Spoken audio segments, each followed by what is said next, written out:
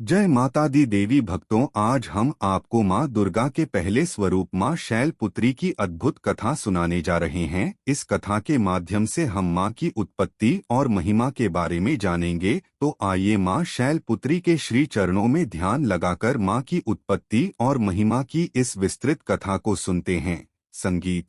इस पौराणिक कथा की शुरुआत आदिकाल से होती है, जब देवी सती के रूप में आदि शक्ति का अवतरण हुआ। देवी सती, जिनका जन्म राजा दक्ष के घर हुआ था, वे देवी सती शक्ति की प्रतिमूर्ति मानी जाती थी। देवी सती का जन्म मात्र एक साधारण बालिका के रूप में नहीं हुआ था, बल्कि वे देवी पार्वती के रूप में ब्रह्मांड की सभी ऊर्जा का एकाकार रूप थी। उनका जन्म विशेष उद्देश्यों के साथ हुआ था, जिनमें से एक था भगवान शिव से उनका मिलन और दूसरे भगवान शिव के साथ उनके अद्वितीय प्रेम और समर्पण की कथा, जो आज भी अनंत काल तक याद की जाती है। सती का विवाह भगवान शिव से हुआ था, जो स्वयं एक तपस्वी योगी और अघोर स्वरूप में माने जाते हैं। भगवान शिव की जीवन शैली अत्यंत साधारण और अलौकिक थी, जो सांसारिक मान्यताओं और सामाजिक आदर्शों से बरे थी। उनका शरीर भस्म से सना हुआ रहता था, गले में सर्पों की माला और हाथ में त्रिशूल होता था। वे समय समय पर अपने शक्तिशाली तांडव से ब्रह्मांड का संतुलन बनाए रखते थे। भगवान शिव का यह स्वरूप अधिकांश लोगों के लिए रहस्यमय और कठिन समझने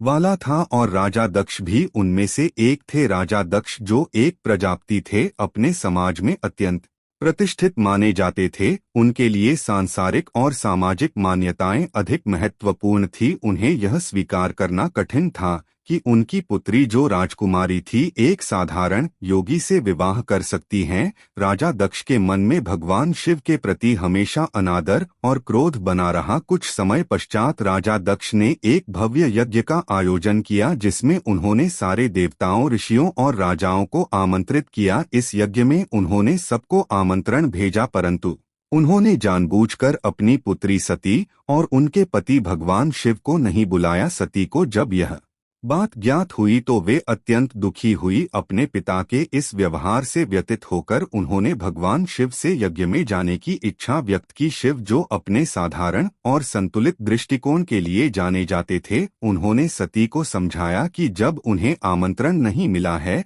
तो वहां जाना उचित नहीं होगा। लेकिन देवी सती का मन अपने पिता के यज्ञ में जाने के लिए बेचैन हो उठा। वे यह सोचने लगी कि शायद उनके पिता का मन उनके प्रति प्रेम से भर जाए और वे भगवान शिव के साथ उनके संबंध को स्वीकार कर ले। यह उम्मीद उनके हृदय में बस गई थी। आखिरकार देवी सती ने भगवान शिव की बात अनसुनी कर यज्ञ में जाने का निर्णय लिया। भगवान शिव ने अपने समर्पित भक्त नंदी और अपने गणों को सती के साथ भेजा, ताकि वे सुरक्षित रहे। जब देवी सती अपने पिता के यज्ञ स्थल पर पहुंची तो वहां का दृश्य अत्यंत दुर्भाग्यपूर्ण था। यज्ञ में सभी देवता और महान ऋषि उपस्थित थे, परंतु देवी सती और भगवान शिव का कहीं कोई उल्लेख नहीं था। उनके पिता राजा दक्ष ने अपनी पुत्री की उपेक्षा की, और जब देवी सती ने भगवान शिव का नाम लिया तो दक्ष का अहंकार और क्रोध फूट पड़ा। राजा दक्ष ने भगवान शिव का खुलेआम अपमान किया, उन्हें अपशब्द कहे और उनके योगी जीवन को निम्नतर बताया। इस अपमान को सुनकर देवी सती अत्यंत दुखी हो गई। उन्होंने सोचा कि इस अपमान के बाद उनके लिए जीवित रहना संभव नहीं है, क्योंकि उनके पति भगवान शिव का अनादर उनके आत्मसम्मान का भी अपमान था। अपमान और दुख से भरी देवी सती ने यज्ञ स्थल पर अपने प्राणों की आहुति देने का निर्णय लिया, और उन्होंने यज्ञ की अग्नि में प्रवेश करके अपने प्राण त्याग दिए। उनका यह आत्म बलिदान प्रेम, आत्मसम्मान और समर्पण की उच्चतम पराकाष्ठा थी। यह घटना केवल एक पारिवारिक कलह की नहीं थी, बल्कि यह उस प्रेम और समर्पण का प्रतीक था जो सती के हृदय में भगवान शिव के लिए था। सती का यह बलिदान भगवान शिव के लिए असहनीय था। उनके इस आत्म त्याग ने भगवान शिव को अत्यंत क्रोध और शोक में डुबो दिया। भगवान शिव, जो सामान्यतः अपने ध्यान में स्थिर और शांत रहते थे, सदी के इस बलिदान के बाद अपनी भावनाओं पर नियंत्रण नहीं रख पाए और क्रोध से भरकर अपनी जटाओं से वीरभद्र और भद्रकाली को उत्पन्न किया और उन्हें यज्ञ स्थल पर भेज दिया। वीरभद्र ने राजा दक्ष के यज्ञ को नष्ट कर दिया, यज्ञ के समस्त आयोजन को तहस नहस कर दिया और अंतत राजा दक्ष का वध कर दिया। यह शिव के क्रोध का परिणाम था जो संपूर्ण सृष्टि को विनाश के पर ले आया। इसके बाद भगवान शिव ने सती के निर्जीव शरीर को अपने कंधों पर उठाया और ब्रह्मांड में इधर उधर भटकने लगे। उनके इस शोक और दुख ने संसार में असंतुलन पैदा कर दिया। ब्रह्मांड की समस्त शक्तियां अस्थिर हो गई और समस्त प्रकृति ने अपनी गति खो दी। यह देखकर भगवान विष्णु ने हस्तक्षेप किया। उन्होंने अपने दर्शन चक्र से सद के शरीर के टुकड़े टुकड़े कर दिए और जहां जहां सद के अंग गिरे वे स्थान शक्तिपीठ कहलाए। आज भी भारत और आसपास के देशों में स्थित यह 51 शक्तिपीठ देवी के विभिन्न रूपों की पूजा के केंद्र हैं और यहाँ देवी के शक्तिशाली और पवित्र रूपों की आराधना की जाती है।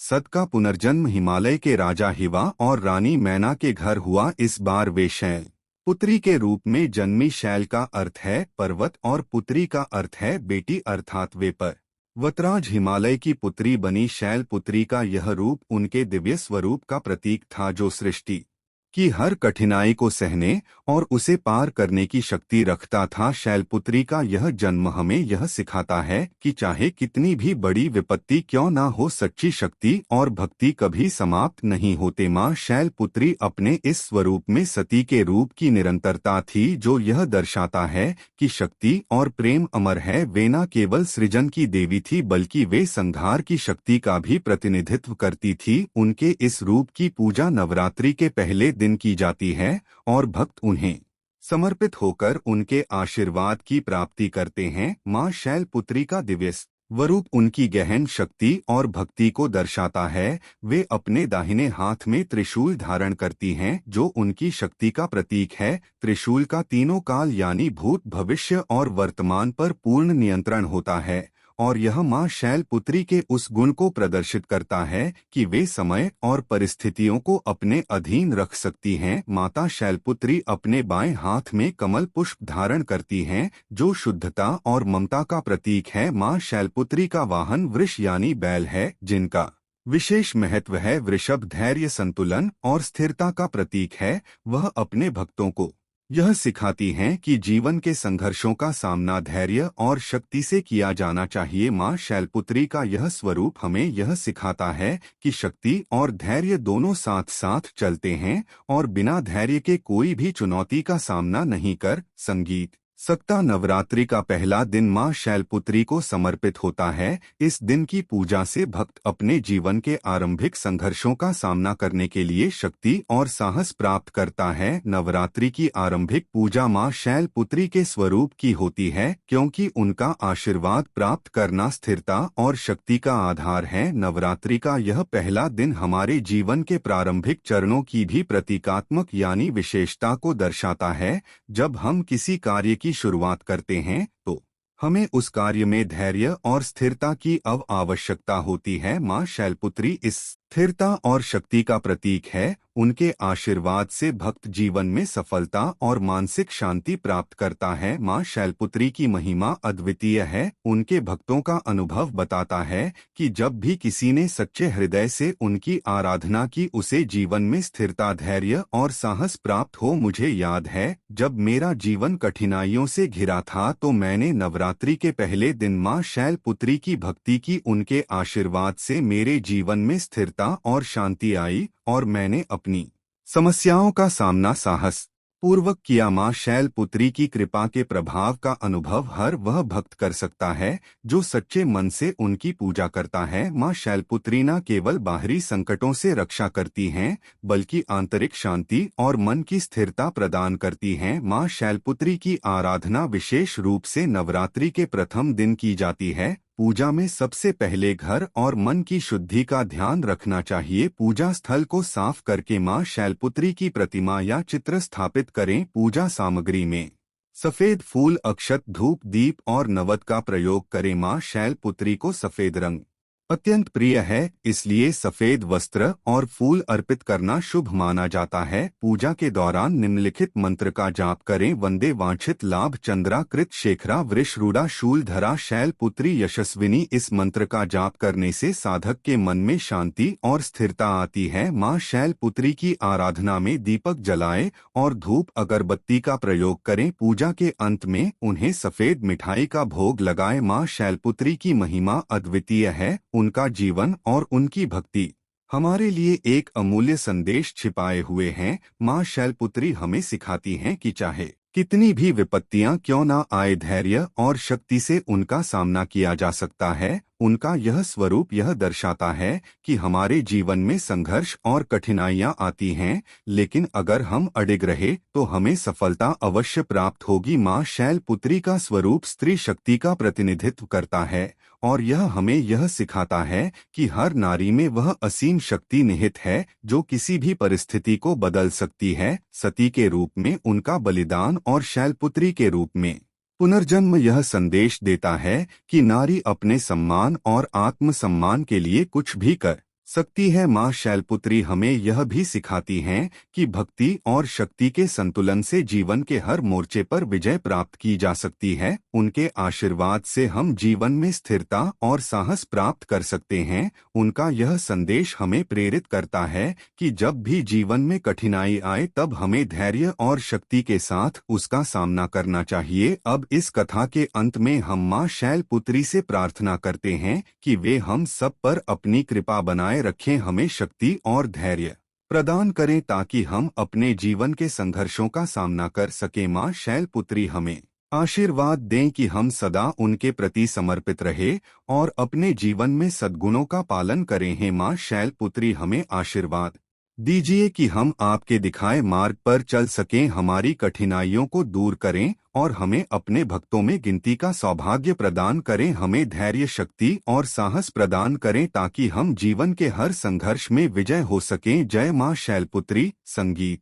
माँ शैलपुत्री के ध्यान में मग्न होना हमारी आत्मा को शांति और शक्ति प्रदान करता है। आइए हम सब एक साथ माँ शैलपुत्री का ध्यान करते हैं और उनकी कृपा प्राप्त करने का प्रयास करते हैं। ध्यान के दौरान उनके स्वरूप की कल्पना करें। वे हिमालय पर स्थित है, श्वेत वस्त्र धारण किए हुए हैं, एक हाथ में त्रिशूल और दूसरे हाथ में कमल धारण किए हुए हैं। उनके वाहन वृषभ के साथ वे हमें आशीर्वाद दे रही हैं। हे माँ शैलपुत्री, हम आपका ध्यान करते हैं। कृपया हमारे मन, शरीर और आत्मा को शुद्ध करें, हमें शक्ति और साहस प्रदान करें कि हम अपने जीवन में सफलता प्राप्त कर सकें। तो भक्तों, आज हमने माँ शैलपुत्री की उत्पत्ति, महिमा और उनकी पूजा का महत्व समझा। उनकी कथा हमें जीवन में हर मोड़ पर धैर्य और शक्ति के साथ खड़े रहने का संदेश देती है। माँ शैलपुत्री की कृपा से हम अपने जीवन के हर संघर्ष में विजय प्राप्त कर सकते हैं। यह एपिसोड यही समाप्त होता है।